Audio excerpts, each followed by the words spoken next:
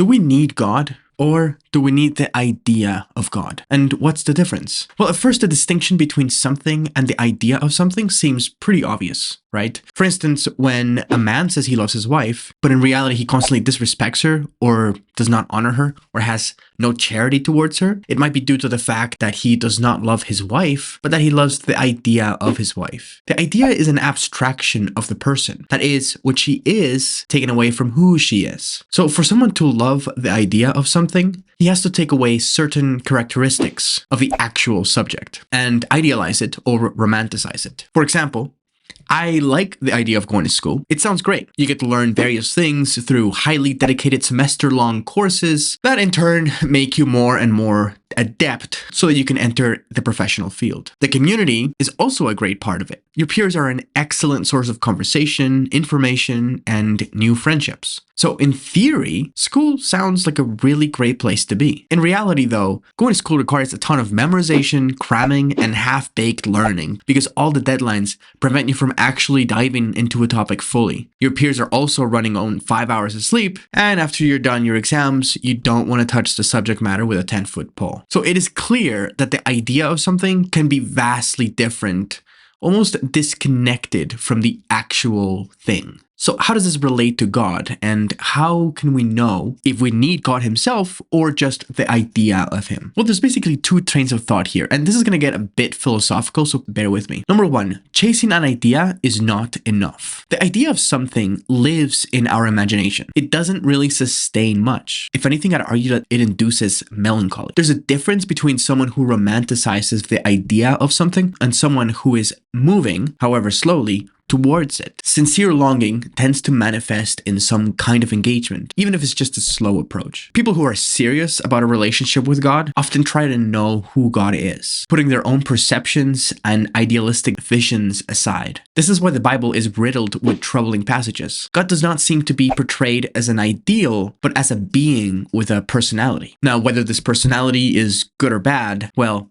that's a topic for another time. What I'm trying to say here is that the pursuit of the idea of something is not enough to quench the thirst of the desire for that something. 2. Everything we know about God is an idea. Here's where it gets tricky. St. Thomas Aquinas argued that since God is infinite and we are finite, we can't speak of God in literal terms. Instead, we use analogy. We say God is good and wise, but we mean something greater than our limited mind can understand. Because God lies outside of his creation, an actual understanding of him is simply impossible. It would be like characters of a video game trying to understand the developer, but on a much larger scale. This presents a problem because if we can't understand God, it seems we are restricted to interacting with the idea of God, which if the purpose of life is to have a relationship with God, then it would certainly not be enough to have a relationship with the mere idea of God. So we have a paradox. On the one hand, we know that the idea of something is not enough to sustain our desire for that something. And on the other hand, it seems that the idea of God is all we have. Let's first take a look at the first side of the coin, the problem of melancholy. I think we can all agree that the distress one feels from the cognitive dissonance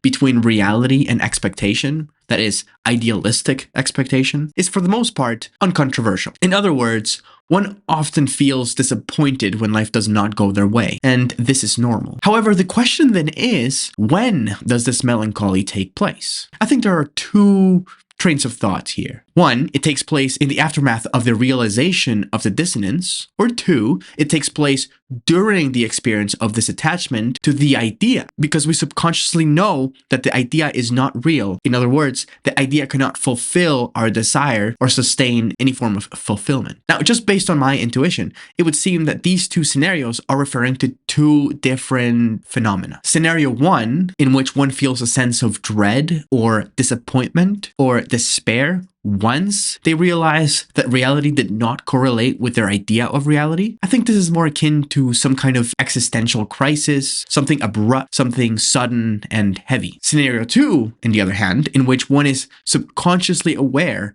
that they long for something, but what they really long for is the idea of something, and thus they are in a state of separation from reality. I think this is more akin to melancholy. So it seems we have to contend with this. If man needed and pursued the mere idea idea of God, then man would be in a constant state of melancholy. I think the logic is sound. Now, of course, it's impossible to look inside someone's mind, and so to prove whether one is in a state of melancholy is beyond our current abilities. Nevertheless, we can discern with at least some level of confidence based on the disposition of, say, the religious man. Unfortunately, my experience with Protestant Christians is limited to the stuff I see online. However, having been brought up in the Catholic Church, I've interacted with priests, deacons, and other members of the clergy. Well, it's definitely true that there are some problematic priests. The correlation between their devotion to God and the state of fulfillment they seem to be in is very striking. It truly does not seem like they're in a state of constant melancholy. And if they are, it often arises when their faith is wavered. Now, someone might reply with, well, in the case of God, the idea of him is certainly powerful enough to ward off a sense of despair. But of course, we would have to follow up with why. Think about it. Why is it that when it comes to anything else, the mere idea of something is not enough to satisfy our hunger for it? But when it comes to God, it is. This just doesn't track with how adept our subconscious is at identifying dissonance. To answer this question, we can go to the other side of the paradox. We must contend with the fact that our conception of God has to be somewhat different or analogous to who God actually is. But I think this might be a question of degree rather than category. When our idea of something is idealistic and we ache or hunger for that idea, reality seems disappointing. Likewise, when an idea of something is pessimistic and reality turns out to be more favorable, it becomes a welcome surprise. Therefore, there has to be a point in which the idea of something is just idealistic enough and pessimistic enough for it to be an accurate representation of reality. Here's where we could pose the question. If it's a sophisticated idea, perhaps its adherence to reality could be bypassed, and we could be tricked into an illusion. Now, in order to answer this, we must understand what makes an idea sophisticated. It seems like ideas begin as a very low resolution concept, and as it's worked, analyzed, scrutinized, and tested, there comes a point where the sophistication of an idea turns it into a hypothesis about reality, which then develops into something akin to like a scientific theory. Though, of course, this is not scientific. Let me explain. The sophistication of an idea is based on how parallel it is with reality. An idea only becomes sophisticated when it imitates reality in a realistic way. To bring this down from the abstract, let's work with the wife/wife idea example. Now, what if the man we referred to earlier realized that he was indeed in love not with his wife, but with the idea of his wife? Well, since he came up with this idea, he might be able to adjust it and bring it closer to reality. In this case, the idea of a wife is too idealistic. Thus, he needs to bring it down more into the pessimistic dimension of reality. Now, this might make it more difficult to love his wife, but it would help sharpen the idea of what he thinks a wife is, at which point love would become a choice rather than a mere attraction. Because it is easy to love that which is perfect. To love that which is imperfect is much more challenging, which I guess that's what makes it love. So anyway, in order to have a better idea of what a wife is, the man here has to bring in some anti-idealistic thoughts into the mix. Thoughts which we are referring here as pessimistic thoughts. He could sharpen up the synthesis until his idea of what a wife is and the love for that idea cures his melancholy and brings him closer to his wife in the process. Now, the key here is that this sharpening of the idea, so to speak, uses reality as a reference. But reality is not as discernible as we think. Sure, things like numbers and letters are objectively recognizable, but our mental state has a huge implication on how we approach the objective world. That's why idioms like glass is half empty, rose-colored glasses, grass is greener, to each their own, etc. These are everywhere. We live in the same objective reality, but we don't have the same subjective reality, which in turn impedes how we interact with the objective reality. And the further away our ideas are from this reality, the more in a state of separation we are in, and thus the more melancholy we are subjected to. If you're interested in a book about this, by the way, Kierkegaard's A Sickness Unto Death is a great read and discusses these topics to a great extent. So it is clear that although we technically observe reality as it is, we don't perceive it in an objective manner. This is where we get angry or frustrated or anxious because we don't seem to have a proper hold of reality. So we can't really tell what's going on sometimes. Okay, great. So where does God come into this? Now, it very well could be the case that all the people that lived their lives devoted to God were under some kind of collective illusion, or were tricked by a very sophisticated idea. But I'm just not satisfied with this kind of answer, because it doesn't contend with the structure of an idea very well. An idea has to be based on something tangible. And the closer an idea is to that which it refers to, the more at ease and closer a person becomes to that subject, especially if that subject is a personal being. And I'm not just saying this because I'm Catholic. Believe me, I am perplexed by this question, since arguments on both sides are very compelling. But let's charge forward with this hypothesis here. Okay, so